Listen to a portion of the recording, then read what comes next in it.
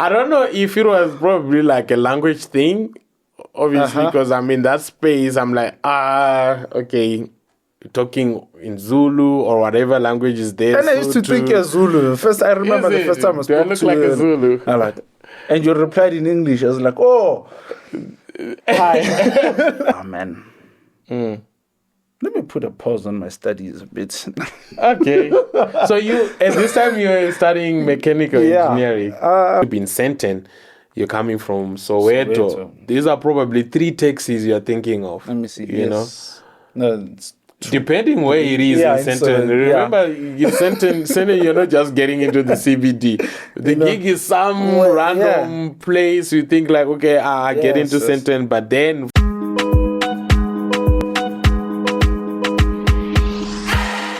Hi, I'm Hastings, and welcome to All the Other Music Stuff podcast.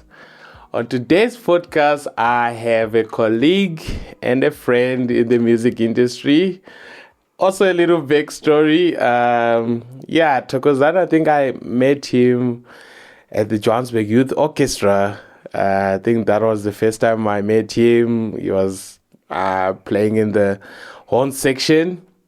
And one thing that struck me was him and another friend, Tato.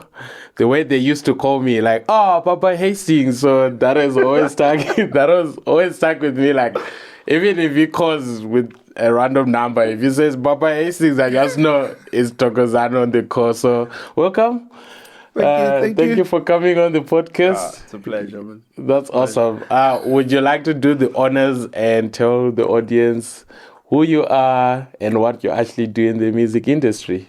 Hello, everyone. I'm Thokozani Mazibuko. What do I do? Yeah. Joking. So I'm a music teacher. I'm a performer. I try write music, and I do a bit of music production as well. There and there. So yeah, everything that has to do with music, I am doing it. Okay, that's pretty awesome. I know you play the trombone. Yeah. Oh, I'm a trombonist as well. Is that the only instrument that you play? No. Okay. Like all brass instruments, but not professionally though. Okay. Yeah. I played trombone professionally. I can also play the tuba, euphonium, trumpet, E-flat horn. Yeah. All right. So is it that thing that if you pick a horn instrument, chances are you should be able to play the other horn instrument? Okay. The embouchure thing. The embouchure and just the way you produce sound on the instrument. Okay. Similar. It's similar. Yeah. All right.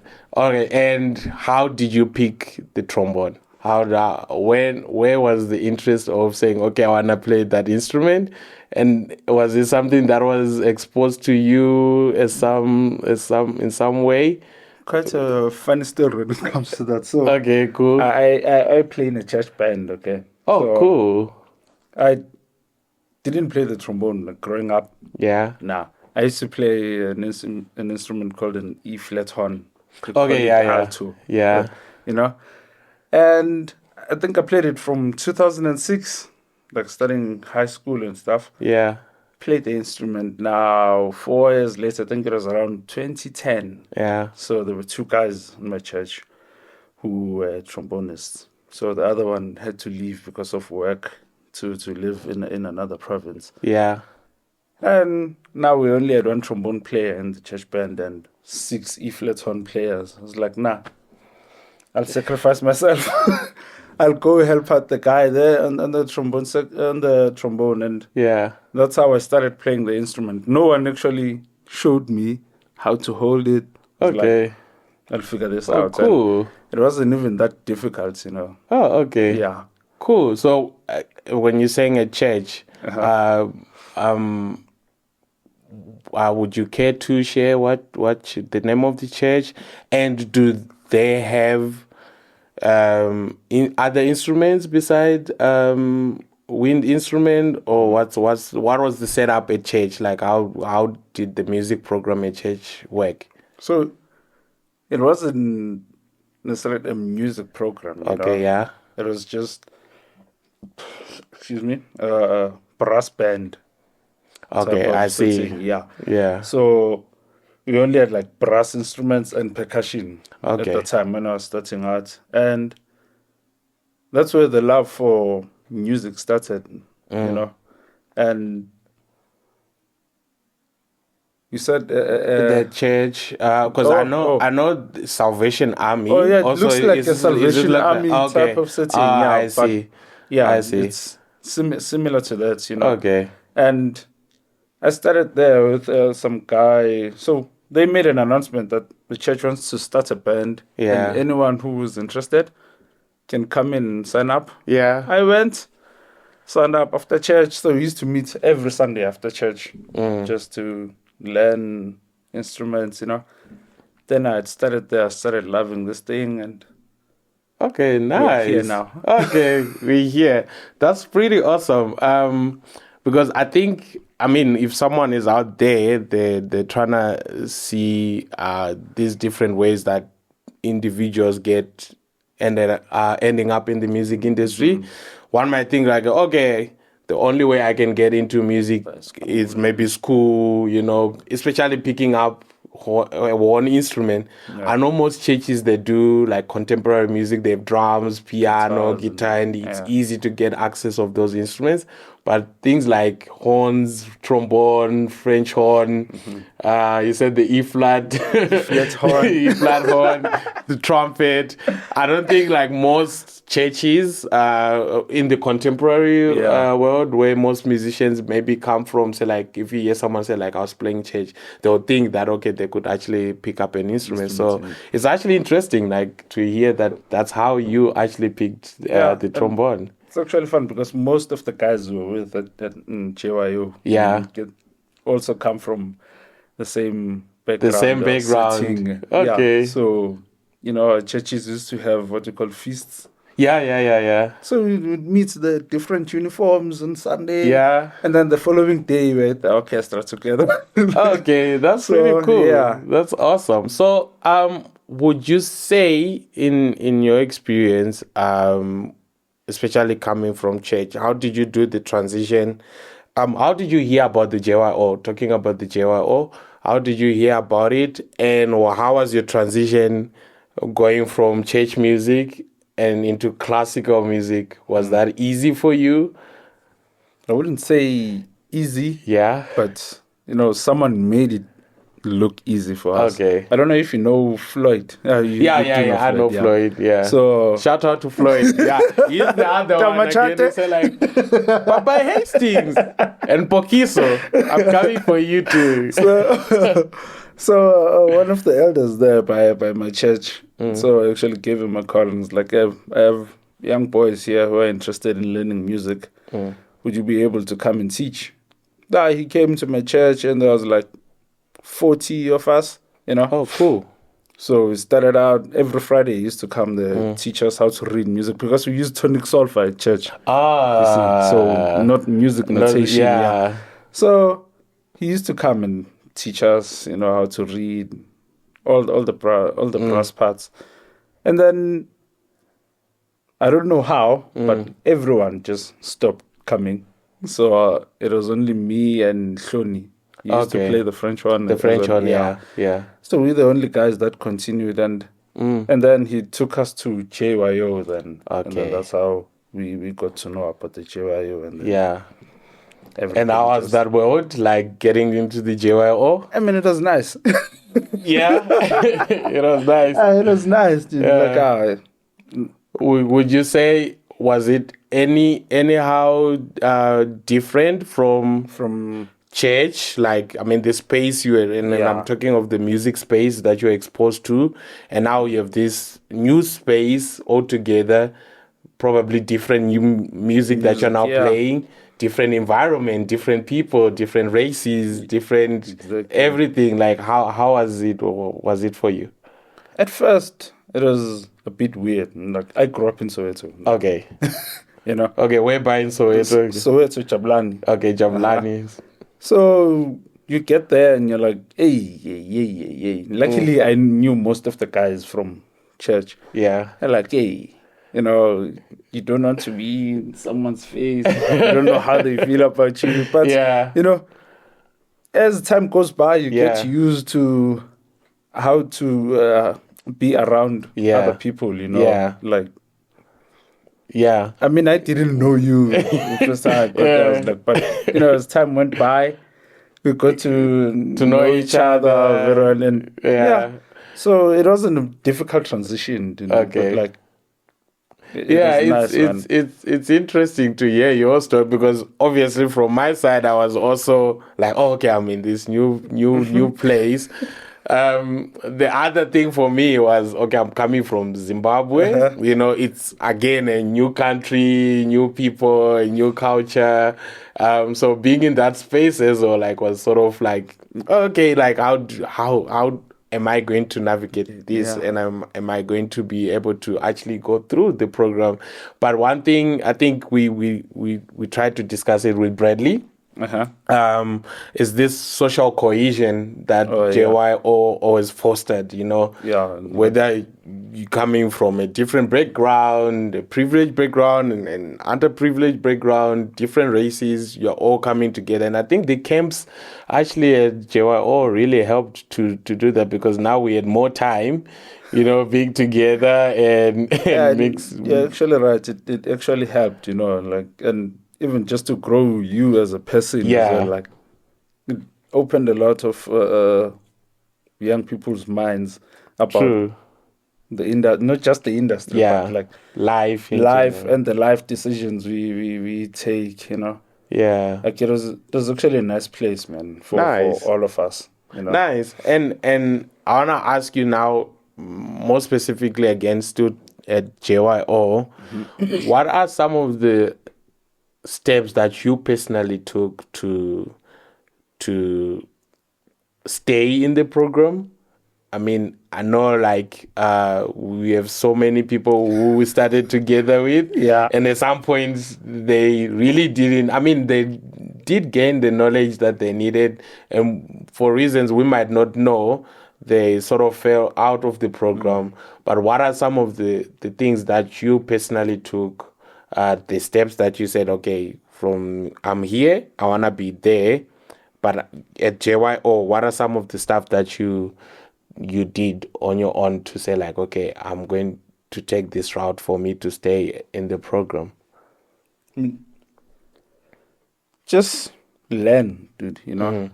Learning and understanding why you are there at that time. Yeah.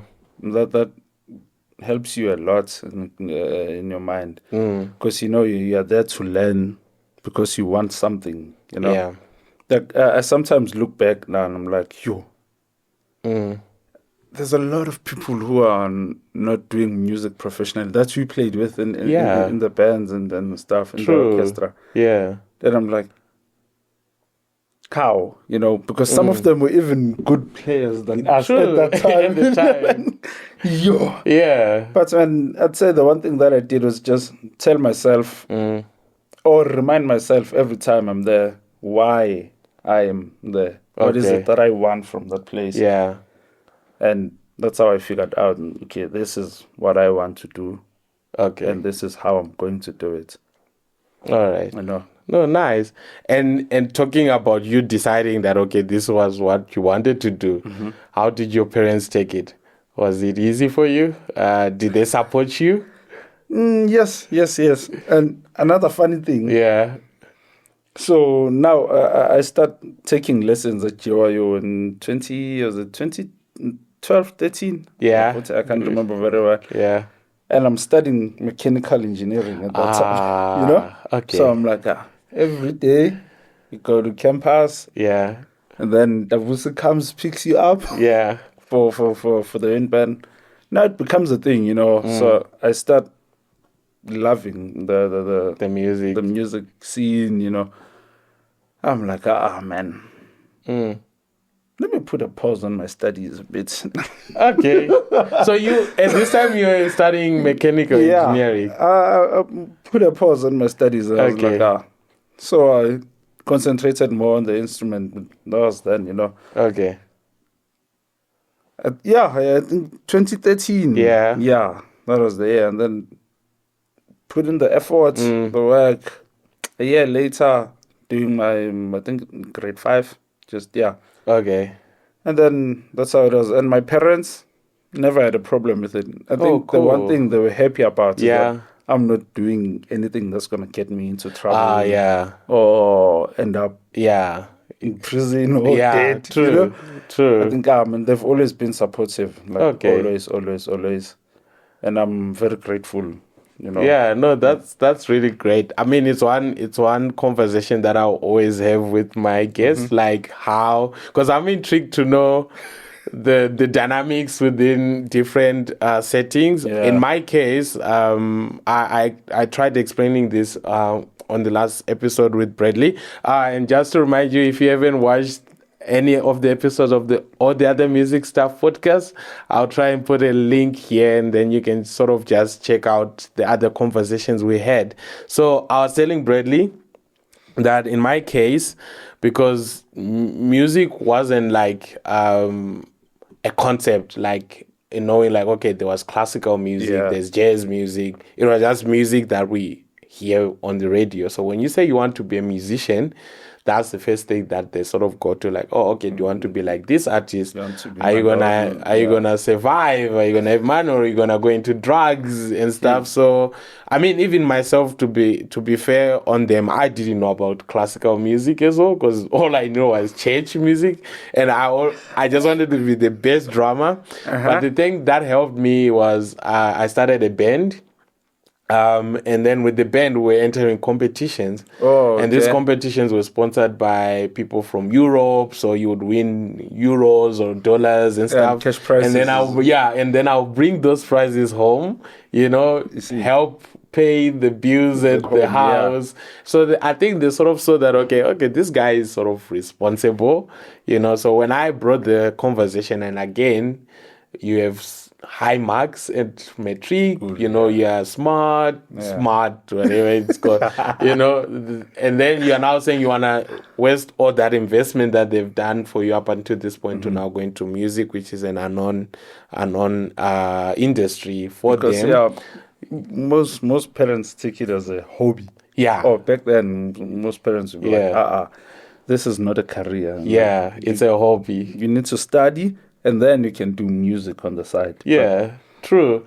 So that was sort of my case. My mom, I think she was the first one who supported me, and then dad also. He later on got convinced about the idea and stuff, but I think they wanted me to do law, in all honesty.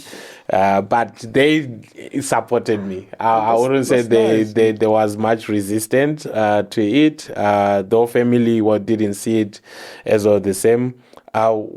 Did your family also accept you, like to say, like, okay, you can go study music? Your siblings and the likes. I'm the oldest, so okay. So more pressure was on you. See? So I'm the oldest, so I had to do it and do it right. Yeah. So that they can sort of see that the process. He's making a living. We also have to go to school. Yeah. And study, get qualifications, even if it's not in music. My other sister is a psychologist. The other one is doing a second year teaching now in education. So, nice. So your education was important. Yeah, it was, man. It was. Like parents. Yeah, I think it helps if someone is out there like looking to get into the industry, and say, I think if you show whoever is your guardian is, or your parents, that you're serious about it, and education is one of those tools that you can show that you're serious about what you wanna venture into. Get your education, get whether it's being in a degree program or not. Like the JYO was in itself like an educational institution where you would do your gradings, read music, get graded, get certificates that you can actually now use in the career world, I think that's another thing that we need to talk more about when it comes to organizations as well. Just send those kids for exams, man. It helps them out in the future. True. Just teach them the right way. Yeah. Doing things like I love the discipline we had. And, okay, but we knew that's okay. Yeah. You need to do this, do your exams, and then most of us went on to even further our studies in our music. So that's nice, dude. Like to see people you grew up with. Now we're in the same careers. Yeah. You are here now. You own a podcast. This is our podcast. It's our man, podcast. like it's nice, dude. Every time I see someone I went to JYO with, like it makes me so happy, dude. I'm like, yeah, we actually made something out of what we were being given. And, true. The experience there was amazing, dude. That's so awesome. All right, so would you consider yourself now, currently, with what you said earlier on, what you do in the music industry, that you are somewhat of a freelance musician? So you said you're teaching, you're gigging, right? How are you navigating the freelance world? Is it easy to come by jobs?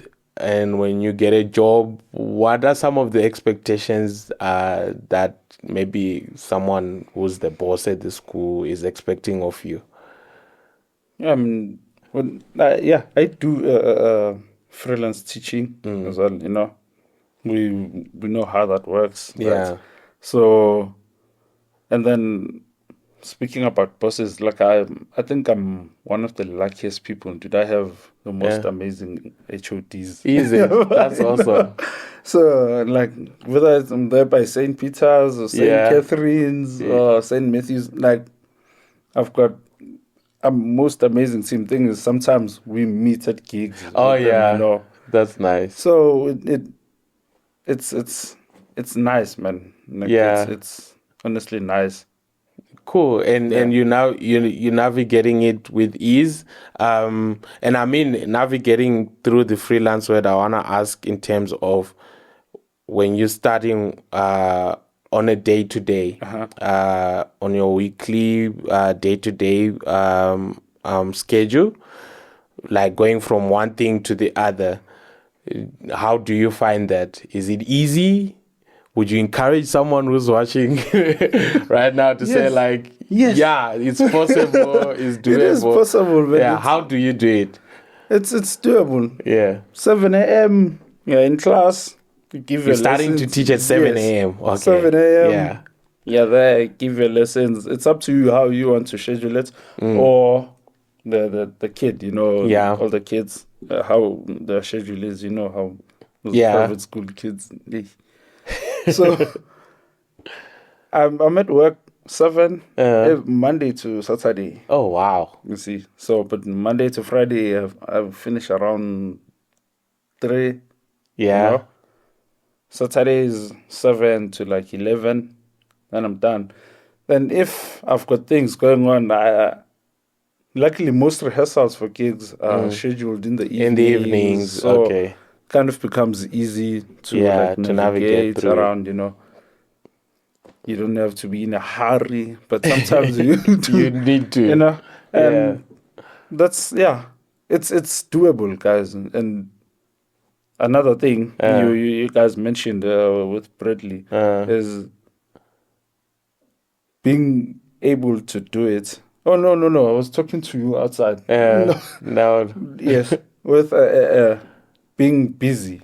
Oh yeah. Like as we grow old and you've got things to do finance-wise, you realize that being busy is actually a blessing. True. True. True. Being busy is actually a blessing. You might complain about it, tired, but it's actually a blessing because there's something going on constantly, and that busyness also is bringing the income needed to sustain the adult life. So, why did we have to grow up? We should have just been a JYO. Can we come back and just be, going to camps, thinking about rent. But we're making it happen, man. Like honestly, That's I'm happy. yeah, that's cool. Yeah. But would you say it's more of a risky decision you had to make? I mean, leaving mechanical engineering to go into music. Most people would consider mechanical engineering to be, that's a stable career path. You're set. You're gonna have your 9 Fixed to income 5 every month. Yeah. Did you feel at some point? Did you think did you ever think you made a wrong decision being in the music industry? Nah, except for COVID. Okay, except for COVID.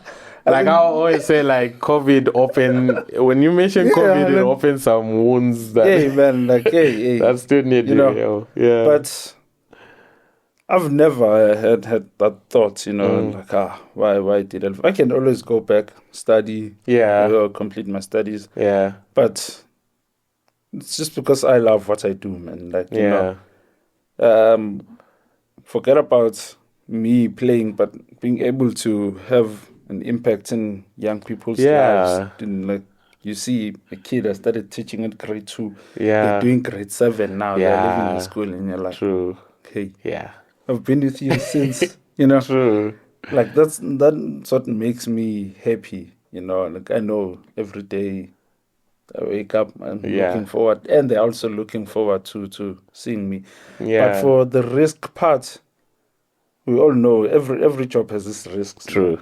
True. So I'm not gonna say it's risky.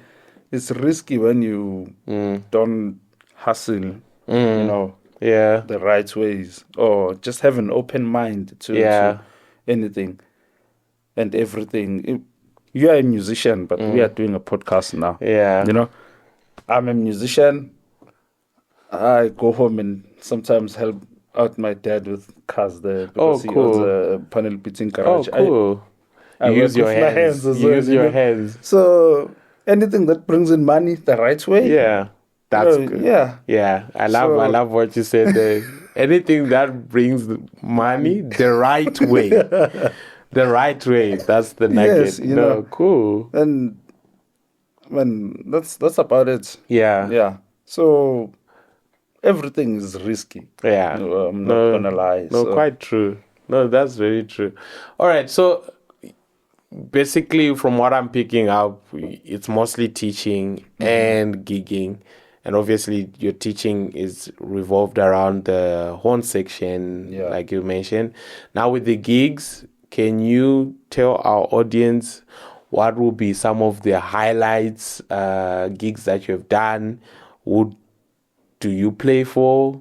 What orchestras have you been involved in? That type of information that I would like you to give our audience. The highlights. Yeah. There's a lot. There's a lot. Okay, we have time. Tell us. But there's a lot. I've been around. I can't even remember some. But the one you said I said for Zonke. Yeah, you played for Zonke. Yeah. How was that? It was amazing. It was good. Okay. The funny part is I was now studying music. Oh yeah. So I had to go tell my lecturer, dude, I can't be at school this week. Yeah. Here's what's going on. It's like, are you serious? It's like, are you serious? Yeah. You're already gigging and we're still in that's a nice thing again about being in music. You work, study. And study, you balance it. But man, a lot. We did the South African tattoo, JYO. Yeah. And I do a lot of gospel recordings for the brass sections as well. Oh, okay, cool. So as a session session musician. Okay. Yeah. There's some people I work with. Okay. What else? You played for some Philharmonic orchestras? Yeah. Which ones have you played for? Joburg Philharmonic, Joburg Festival, and the Phoenix. Okay. And, sometimes we just call each other. Got a job. Yeah. Let's gather an orchestra and go do it. Yeah. Okay. That's Pathem, and there's the yeah. All right. So yeah, that's amazing. You're trying to make it look humble and stuff. No, I think so. I know this guy is one of the most sought after trombonists in the country, and he's just trying to downplay it. But like as you have heard him, like he's all over the music industry, session recording, and I would like to think being a session musician will probably be different from an orchestra gig. Yeah. Would you like to describe, given your experience, maybe just explain how session recordings work, and when you're on orchestra, you're still playing the same instrument, but what approaches do you use for the different scenes? But for orchestras, we're full on brass. Yeah. Everyone's there. We rehearse the music. Yeah. Maybe 2 days prior to the show. For most of the times when you do recordings, for whether it's gospel or pop or whatever it is, now even into house now. Oh yeah. And they send you post-production music, so everything is there. It's there Vocals, already. Yeah. Everything is there. Then they're like, can you see what you can do with these 4 tracks? Maybe it's an album, so they only want horns in 4 tracks. Okay. You call a trumpet and a saxophone, 3-horn section. You come up with those lines. You put them in. You send it back. Do you like it? If they don't, you redo again. Okay. Yeah, but most of the time they like it. Okay. Obviously they don't like it. Obviously. But that's just the difference between the two, man, And how much practice do you put in each? Like, for instance, if you're practicing for a session recording compared to a program that you're gonna play in an orchestra gig? I think orchestra gigs are much more hectic. They demand more practicing. Yeah. Okay. Because everything has to be clean. Everyone has to be like, it's. And you are working with a bigger group. Yeah, and you're saying there's even bigger guys, So you sit there, you feel intimidated, and you're like, exactly. You're like, hey. I can't flop. I'm gonna put some of the pictures that you're involved in your section, because I know you post a lot of those, and you can see like, okay, this guy you're playing with like big people in the music industry. It's scary at times, Like, they always say that you get your next gig at the gig that you're playing now. So wow, you putting it that way, I didn't think it as that. Because I always say like your name is your most important asset in the music industry, or in any industry that is, and whatever you do from you arriving at the gig and how you carry yourself, how you're gonna play the music. Obviously they would have expected you to practice, even for you to get that gig. They know that you can play it, but now if you don't practice and put in the hours for it, it'll definitely determine you getting the next gig. Right? You don't. So with that in mind, talking about discipline, how do you find the concept of discipline? Is it essential in who you are now as a person who's in the industry, and how have you applied that skill, if you actually followed the concept of discipline? I mean, I think as I mentioned about let's start at church first. Yeah. When they say rehearsal starts at 8, you are there at 7, setting up chairs, fetching the instruments from the storeroom. Okay, so you're not rocking up at 8 o'clock. 8 to sit there. So I think that's where it started. For me. Even now, the rehearsal starts at 7. You are there at 6. 6. Yeah, on stage you've warmed up. Because at church you you got there and you played. And you didn't know anything about warming up. Warming up. Now, actually, when you get to these places, you learn that you need to warm up. The muscles need to be right, So, I mean, discipline, I think it's the number one factor that all of us need to take into consideration when teaching music. Because we get exposed to a lot of things as well. So if you're not a disciplined human being, it becomes tricky. Yeah, it's gonna become tricky for you. And just carry yourself well. Don't be pompous, even though just be humble. Be humble. I know that thing most people don't agree with it. Like, you know how we are always told to be humble from a very young age. Yeah. Sometimes you sit there and you're like, but what would have happened if I wasn't humble? Yeah. Not true. But I mean, just be a nice human being to everyone, man. And which feeds into the networking, the people you meet there. You're talking and like your posture already is humble, so people open up and then you get called for the next gig. Exactly. Like if you say Thokozani, we're doing this on Tuesday, here are the charts, you need to get home, prepare, come back on Tuesday, we are prepared. A rehearsal is not a practice session for me. It's a rehearsal for all of us, So I think it took me a while. Honestly, it took me a while to realize the difference between rehearsal and practice. And I think, thank God the JYO was there for us to make all these mistakes, because sometimes, obviously, you have stuff going on in the week, but at that time, honestly, for me, it wasn't like hectic like it is now. Like now, I know, like okay, it's quite busy, which I'm grateful for. But at that time, you have time to practice and to put in the work.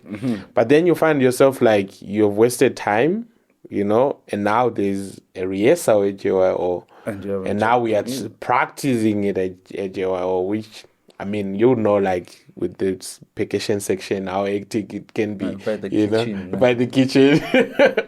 And then, you follow through because, again, you're probably using your talented skills or whatever to navigate through it, but it wasn't always at 100%.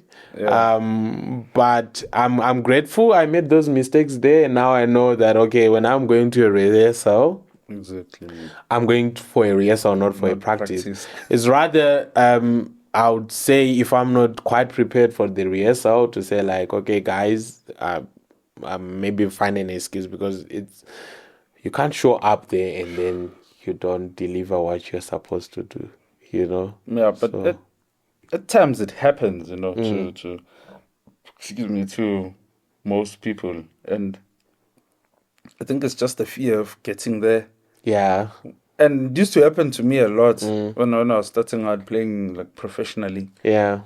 There's people that we look up to. You get to a gig, you're booked, and someone is there. Yeah. And all of a sudden you feel intimidated, Yeah.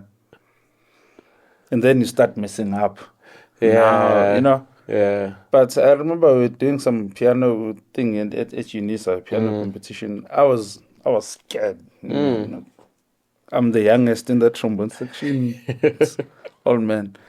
So there's one piece, it only has one trombone part. Okay, yeah. One guy said, I'll give it to the youngster.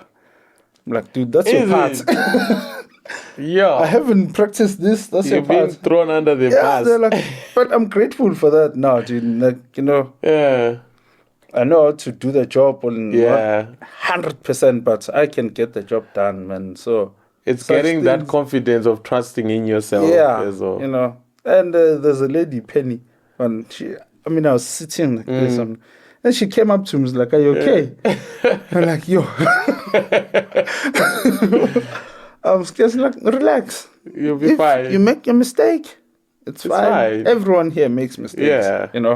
Everyone here makes them. Yeah. And that just calmed me down. And after that, it's like she opened my eyes. Like, So Now- it's those experiences that also open up. I mean, the way you become confident, Yeah. and the next time, because you have gone through these, you actually sit there knowing that, okay, these people that I used to look as their people, now I'm playing with them at the Yeah. same level. You're You know. here.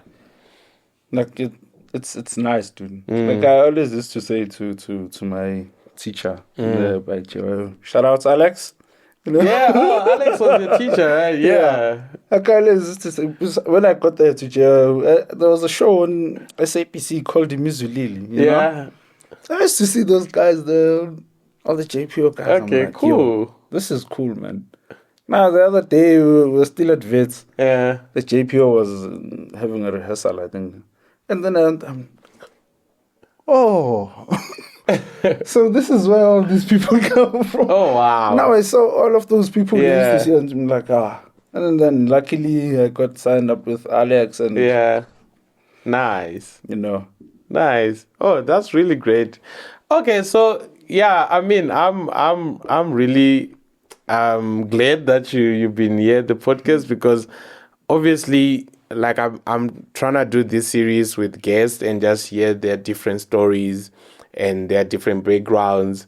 And obviously, we're not gonna end up in the same bracket. You know, you can't box everyone. Everyone has their own unique story. But what would be the one takeaway that you would say, like, okay, in the music industry, if there's one thing that I appreciate of, whether it's where you are financially or whether it's where you are, intellectually, like, what are some of the experiences that you have had in the music industry that have made you the person you are? man, I don't know if I can mention them, but we spoke about the discipline parts. Yeah. Because being in the music also added to that. to the person I am now, you know. Like it's a lot. Okay. But I don't think I can mention them. You But, can't think of them I on can't top of think your of head.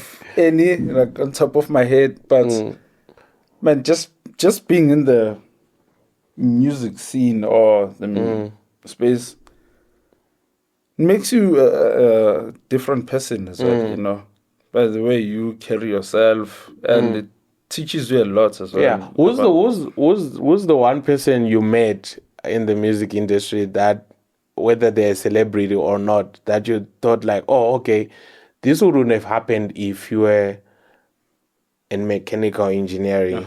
And also meeting them, what did that do for you? Like, did it inspire you, or were you like, I don't want to be like that, you know? I mean, you know the industry. There are some people who are like pompous, like we talked about their humbleness and stuff. What are some of those people that you can say like, okay, this person really impacted in your life in this way? I think all the people that I mentioned, like Floyd, you know, Alex, Etienne, Eddie, you know, Miss Dotson. Yeah. Shout out. So, I mean, I think all those people, man, you know, like the things we got there at GIO, man, like, hey, it was nice. And now you come as a student and they take you and give you jobs, like gigs, and show you how to navigate. To actually do it. Yeah, you know. And one guy I'd say who has opened my eyes a lot, Alex, and like, yo. Okay. Like he opened my eyes in a lot of things. And if you know him, you know that he's a musician. But he also does a lot. It does a lot. I mean, he has books out. You know, Yeah. So we can't really put ourselves or box ourselves in and say, no, I'm a musician. This is what I want to do. You know? Yeah. Learn, have skills, like upskill yourself every time. Like, then you'll never go hungry, man. Oh, that's cool. And would you say from the time you sort of started, which age was this when you picked up an instrument at church? 13, 13? 12, 13, yeah. Okay. And would you want to disclose how old are you now? I'm not that old. You're not that old. Okay, from the time you're 13 up until now, obviously it's a big time span. Yeah. I mean, I've known you more probably for like 10 Yeah, years or more, yeah. you know. And what are some of the challenges you have personally faced, and how did you overcome those challenges? Like within this time frame of being in the music industry. I mean, most times it'd be just, I don't know if it's a challenge or what, but getting from one place to another, you know, in a short space of Yeah. time, you know. And sometimes being on, I don't want to say being looked down on, man. You know, Oh, yeah. You know, Yeah. you know, they don't even have to say it, but you Yeah. can see that. Okay. Okay. It's happening, and Yeah. I don't care, man. I'm fine, you know.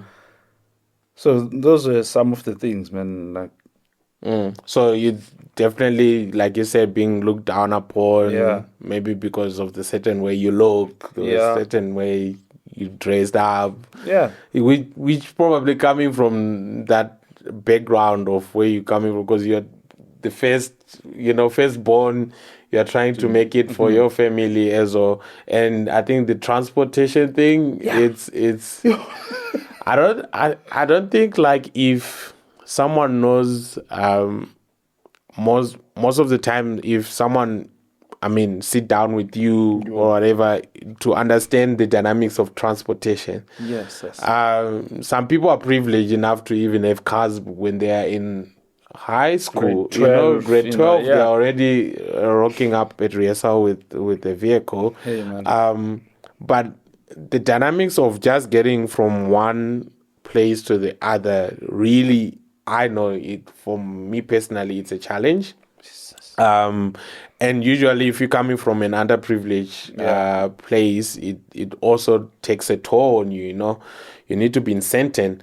You're coming from Soweto. These are probably 3 taxis you're thinking of. Let me see. You know, No, it's depending where it is in Sandton. Remember, in Sandton, you're not just getting into the CBD. The gig is some random place. You think like, okay, I get into Sandton, but then from Sandton, maybe it's down Rivonia. You need to take a taxi there. You know, so that thing, I know it's a huge challenge, and working with instruments at night. You have an instrument, and CBD, getting that instrument on its own, you reminded me of this story. I don't know if I should share it, but you reminded me of this story. We had a wedding. I'm not sure where it was, but if I mention the names, you would know them. So it was at a wedding somewhere. We took 2 taxis to get there from town, right? Because we had rehearsed at my place. Okay. So we got there, and then I'm the one coming back. Everyone is sort of staying there, and I had my keyboard. My keyboard wasn't even in a case. I'll never forget that night. Like, I think we finished it was a wedding gig. You know, we finished around 7. Yeah, 7. And that time I'm not, thinking that, okay, I'm the only one who's going to come back to the from this gig. Then they got me into the taxi. It was a mission, but I'm here. That's what matters. But yeah, that just took me back to what you're saying. You have an instrument. Yeah, man. You are traveling with taxis. The gigs end late. So, that used to be a mission, dude.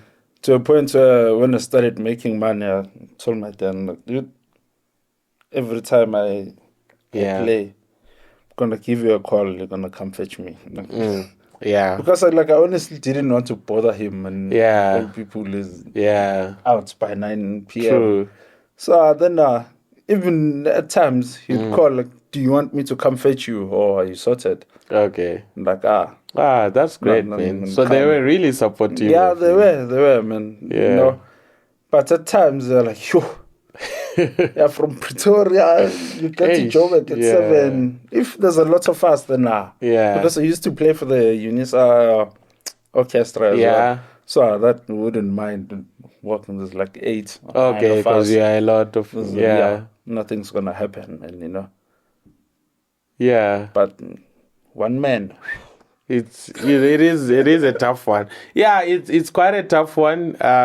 Transportation, but kudos to you. And I sort of know you on that level that regardless of all these challenges of transport, you still make sure that you show up on time.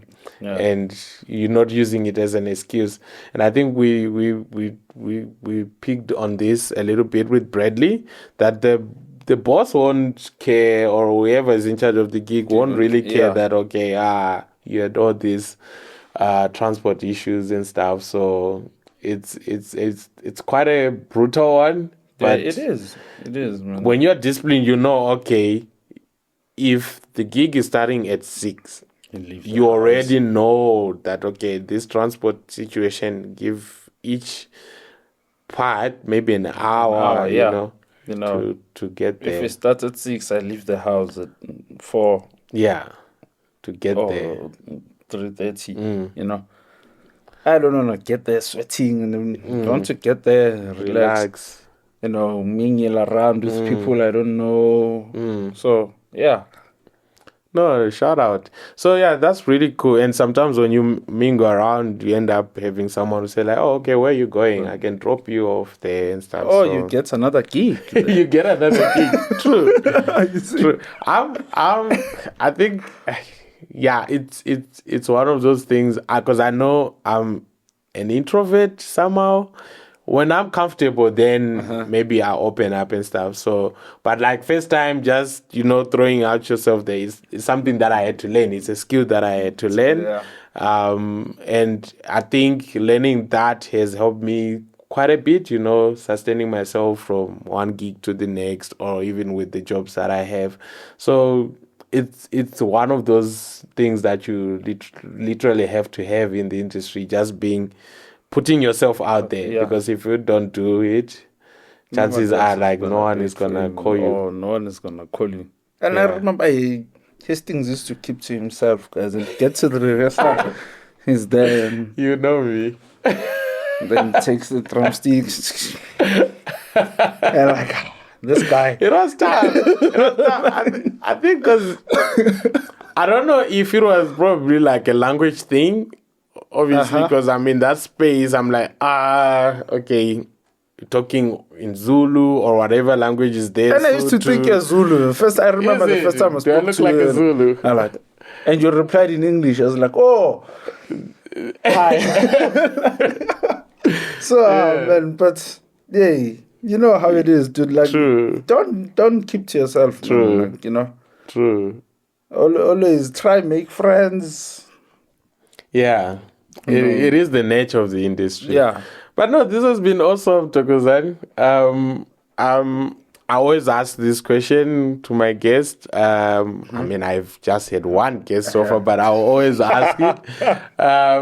Where do you see yourself in the next 5 years from now? In the next 5 years, man. Do you have projects in line? Yes. I do have a project coming out this year. Okay. I have a house EP that I'm done working on it. Awesome. You see, you didn't mention this, that you're producing music as well. So, he's a producer as well, amongst other things. Yeah. I'm done with the production and recordings, masterings, everything is done. Oh, cool. And funny parts, I had to learn how to do all of that during COVID times. Nice. Yeah. Now it's something that I can do. So done. Had a couple of my friends that I went to school with, vocalists. Yeah. The record. Yeah. Okay, awesome. So it's a house EP? Yeah, it's a house EP and with Casper on saxophone. Nice. On trumpet and some other guys as well. Yeah. And just don't know when to release it. Okay. It's sitting there. So we should look out for it. Yeah. All right. Any other exciting things? Nothing. Okay, nice. No, nice. But that's the highlight for me Yeah. this year. Okay. Releasing a body of work, It takes a lot, eh? Yes. Like to. Yes. Yeah, it really does. I'm in a similar situation. I mean, I was telling you that I wanna just for myself release like an EP. I don't know what genre it is gonna be because it's a bunch of different sounds as well. Oh, yeah. But as I'm doing the process of gathering all these sounds, the producing aspect of it, it's quite intense because it's a project that that's gonna be out, and you wanna put your best foot forward. So kudos to you for that. I can't wait for it. It's coming. It's coming. Nice. Probably maybe month end April, maybe. Awesome. That's pretty cool. So I'm working on the album art now. Yay. That's awesome. I'm excited for you for that. Sure. No, awesome. So now if people hear this and maybe they watch the video later on, where can people find you on social media? What are your handles? Thokozani Mazibuko on Facebook and Thokozani on Instagram. That's the only two I use. Are you on TikTok? Yeah, but I don't even know my TikTok handle. Is it? Okay. No, I'll put it up. Okay. Yeah. Okay. So I'll put a link for TikTok. It's different. Like I only post videos of me playing, whether in an orchestra. Okay. Oh yeah. Yeah. But for Instagram and Facebook, every gig, well, most not every. That's where you're most active on. And how important is it for an artist out there to be socially visible on social media? Very important, man. I think last year, December, I did a gig. So a friend of mine, I think it's his father's company or something. So they booking musicians for corporate events and stuff. So he was putting up a band. And they wanted all our social media handles. I'm like, why? It's like the PR people there. PR people or media people want to check if you guys are active. And oh, wow. Like, so they're actually doing that background check, you need to be active. Out of sight, out of mind, man. True. So nice. That's a good nugget. Out of sight, out of mind. No one will see you. People need to know that Hastings is still there. Like there's a guy called Hastings. We can still book Hastings, and he knows how to get the job done, guys. I try. All right. Thank you so much for tuning in, and it was amazing having you. Thank you so much. Hastings. Cool.